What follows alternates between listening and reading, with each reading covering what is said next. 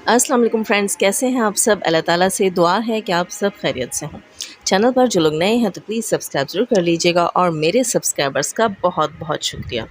अच्छा फ्रेंड्स, कल मैंने एक क्या कहते हैं पेड हेटर की वीडियो देखी जिसमें वो ये कह रही थी कि कौसर की बद्दुआ लगेगी सितारा यासीन को और कौसर जो है वो इस हालत में है, उसका बेबी होने वाला है और सितारा उसको छोड़ कर गई हैं।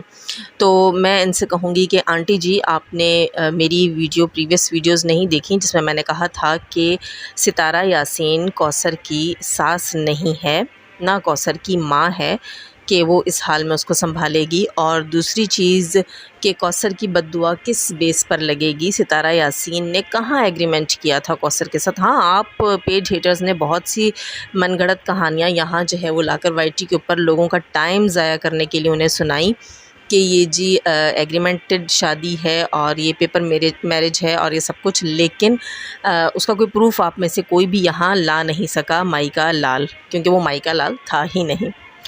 खैर, तो कौसर को की बद्दुआ सितारा को बिल्कुल भी नहीं लगेगी, इसलिए कि सितारा ने उसका ठेका नहीं उठाया हुआ। हाँ, आप लोगों को ज़रूर लगेगी, पेज हेटर्स को, क्योंकि आप लोगों ने इस चीज़ का एक एजेंडा यहाँ खड़ा किया था, इस चीज़ को इशू बनाकर यहाँ लाए थे कि आप कौसर को सपोर्ट करेंगे। तो फिर अब कौसर का बेबी होने वाला है और आपको जाना चाहिए, जाकर उसे सपोर्ट करना चाहिए, क्योंकि मेरे तो एक सब्सक्राइबर ने मुझे यहाँ तक मैसेज कर दिया कि इनको जाना चाहिए और इस मौके पर वहाँ जाकर कौसर के पास बारी बारी जाएं ये सारी पेड हेटर्स और उसका छिल्ला तक करवा कर आएँ। इनको तो वहाँ पंजीरी भी खाने को मिलेगी, वो भी सितारा के पैसों की।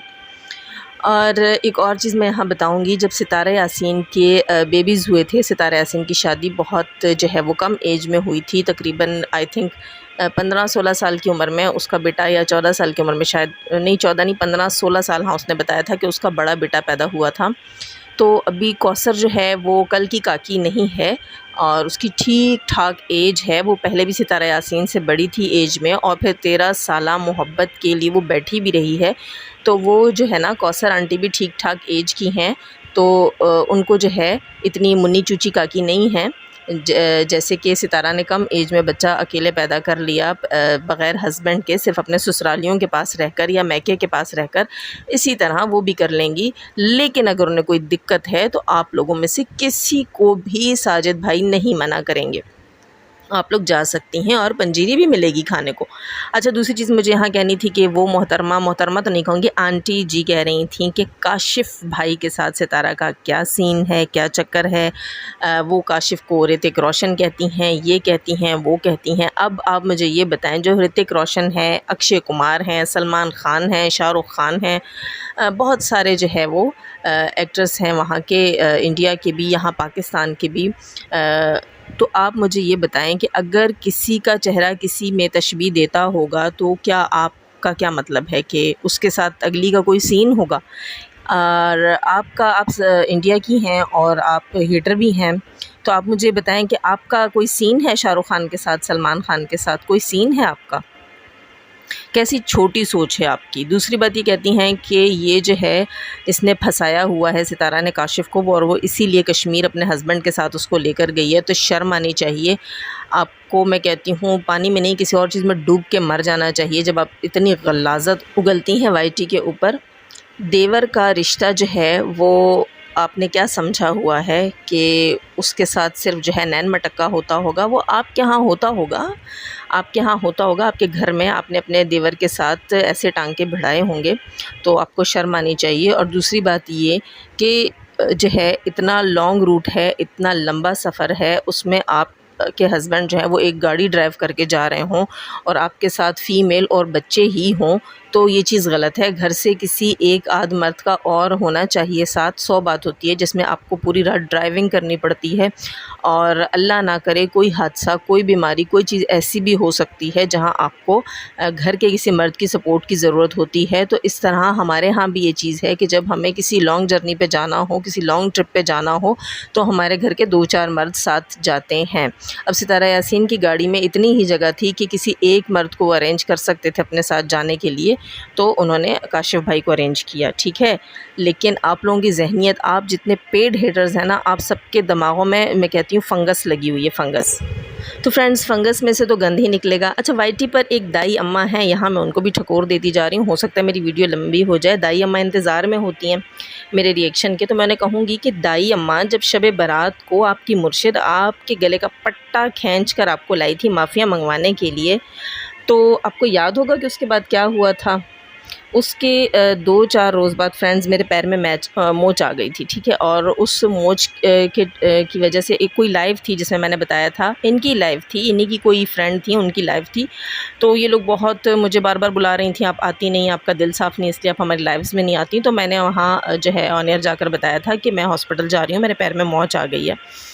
तो इस चीज़ का इन्होंने अपनी उस फ्रेंड के साथ तज़किरा किया था और उन्होंने आकर हमें बताया था कि ये जो दाई अम्मा हैं, ये मोहतरमा कहती हैं कि जाज़िब के साथ जो है वो मकाफ़ात अमल हुआ है।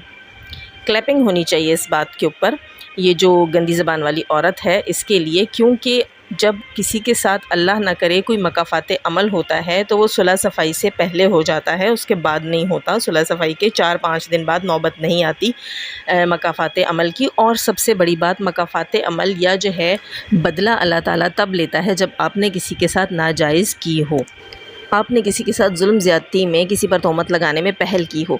फ्रेंड्स, मुझे सबसे ज़्यादा मतलब मुझे इस बात की बहुत खुशी होती है कि मैंने कभी पहल नहीं की और इस बात पर मुझे फ़ख्र है कि मैंने कभी बदला नहीं छोड़ा। और एक और चीज़ मैं यहाँ कहूँगी, दाई अम्मा, दूसरों को कसम के कफ़ारे बताना छोड़ो, बल्कि तोहमत का कफ़ारा जो है वो मालूम करो, क्योंकि तुमने वाईटी पर किसी औरत को तोहमत के बग़ैर नहीं छोड़ा, किसी माँ को तोहमत के बग़ैर नहीं छोड़ा, किसी बेटी को तोहमत के बग़ैर नहीं छोड़ा। और आज तुम जैसी गलीज़ औरत के लिए मुझे कहते हुए अच्छा लग रहा है कि अच्छी बात है कि तुम्हारे माँ बाप जो हैं वो मर चुके और मिट्टी के नीचे चले गए, वरना तुम जैसी गंदी नाली की कीड़ी को जो है वो धरती पे छोड़ने के बाद उन्हें जो है वो शर्म से मिट्टी में चले जाना पड़ता। तो अच्छा हुआ वो टाइम से मर के मिट्टी के नीचे चले गए। और एक और चीज़ मैं यहाँ तुम्हें याद दिलाऊंगी कि अगर तुम्हारी कमर टूटी हुई ना होती, जब तुम्हारी कमर टूटी हुई है तो तुम इतना कुछ कर रही हो, लोगों का जीना तुमने हराम किया हुआ है, कहानियाँ गढ़ती हो, तोहमत लगाती हो, पता नहीं तुम्हारी कौन सी जगह पे मिर्ची लगी हुई है जहाँ पानी नहीं पहुँचता। तो अगर तुम्हारी कमर ये जुड़ी हुई होती, तुम तो लोगों के घरों में जाके तेल डाल के आग लगा लगा कर आती हैं। फितनेबाज़ औरत, गंदी नाली की कीड़ी। अच्छा दोस्तों, इसके लिए जो है वो मैंने आज के बाद अपने चैनल पे बात नहीं करनी। इसके लिए जो है जिस बंदी ने मुझे इसकी रियलिटीज़ बताई थी, जो बंदी मेरे पास प्रूफ्स लेकर आई थी आज से कई महीने पहले, जब ये वाईटी पर नई नई आई और उसने सितारा के बारे में बकवास शुरू की थी, तो उसी कराची शहर की जहाँ से ये आई थी, उसी की जो है वो एक औरत मेरे पास इंस्टा के ऊपर जो है वो इसके बारे में मालूमात लेकर आई थी और उसने मुझे कहा था कि ये सारी बातें हैं, आप अपने चैनल पर चलाएं। तो मैंने किसी के ज़रिए इस तक वो बातें भेजी थी, लेकिन शायद इसको वही मुझसे मिर्ची लगी, वही मुझसे दुश्मनी हुई और इसने जो है वो मेरे ख़िलाफ़ महाज खोला और फिर जो है आहिस्ता आहिस्ता ये पूरी वाईटी को जो है ना अपनी गंदगी की लपेट में लेने लगी। जी बिल्कुल दोस्तों, अब उस लेडी से मेरी बात हुई है कि भाई आपने जो मुझे इसके बारे में बातें बताई थी और जो चीज़ें आपने मुझे बताई वो मैंने इस तक पहुंचाई, इससे पूछनी चाहिए, इससे मैंने क्लेरिफाई करना चाहा कि आप बताओ ये सच है कि नहीं। तो ये तो मेरी दुश्मन हो गई। अब उसकी वजह से इस बंदी ने जो है वो तोहमतें लगाना और पता नहीं क्या क्या वो कहते हैं किरदार कशी करना, वो सब कुछ यहाँ स्टार्ट किया हुआ है और मैं आपकी वजह से सारे ट्रबल में फंसी हूँ। तो उन्होंने मुझे कहा कि मुझे वाईटी चैनल चलाना बनाना नहीं आता, तो आप मुझे वाईटी चैनल बना दें और मुझे सिखा दें कि कैसे करना है। तो मैं उनको वाईटी चैनल बनाकर दे चुकी हूँ। मैं हो सकता है कि लिंक भी लगा दूँ आज के इस रिएक्शन के डिस्क्रिप्शन में, तो आप लोग प्लीज़ उस चैनल को जाके सब्सक्राइब कीजिएगा। वो अपनी बात वहाँ आकर आपको ज़रूर बताएंगी, क्योंकि मैंने उनसे कह दिया है कि ये आप जाने और ये जाने, मैं अपने चैनल को मज़ीद गंदा नहीं कर सकती। अब मैं इसको अपने चैनल पर कोई जवाब नहीं दूंगी। अब जो बात करनी होगी, जो करना होगा, जो इसकी रियलिटी बतानी होगी, वो लेडी आपको बताएंगी। कि ये क्या थी, इसका पास्ट क्या था और सबसे बढ़कर इसका सितारा यासीन के साथ क्या ताल्लुक़ था और ये सितारा यासीन के साथ इसकी दुश्मनी कहाँ से स्टार्ट हुई, जो कुछ इसने बताया उसमें कितनी सच्चाई है, ये सब आपको उस चैनल पर वो बंदी ख़ुद बताएगी। हाँ, ये है कि मैंने उसे थोड़ी सी चीज़ें और सिखानी है, लेकिन डिस्क्रिप्शन में उसके चैनल का लिंक दूँगी, आप सब ने उसे सब्सक्राइब करना है, नोटिफिकेशंस जो है वो आपने ऑन करनी है, जैसे ही वो कोई चीज़ अपलोड करेगी आप लोगों तक आ जाएगी। अच्छा दोस्तों, इसके साथ मिलूँगी आप सबसे इजाज़त, और चैनल पर जो लोग नए हैं तो प्लीज़ सब्सक्राइब ज़रूर कर लीजिएगा। जाते हुए हमेशा की तरह दुआ, अल्लाह ताला हमें आसानियाँ अता फ़रमाए, आसानियाँ बाँटने की तौफ़ीक अता फ़रमाए, और शैतान सिफ़्त मर्दों और औरतों से और कुत्तों से और गंदी नाली की कीड़ियों से हमें और हमारी फ़ैमिली को रखे महफूज़। अल्लाह हाफ़िज़।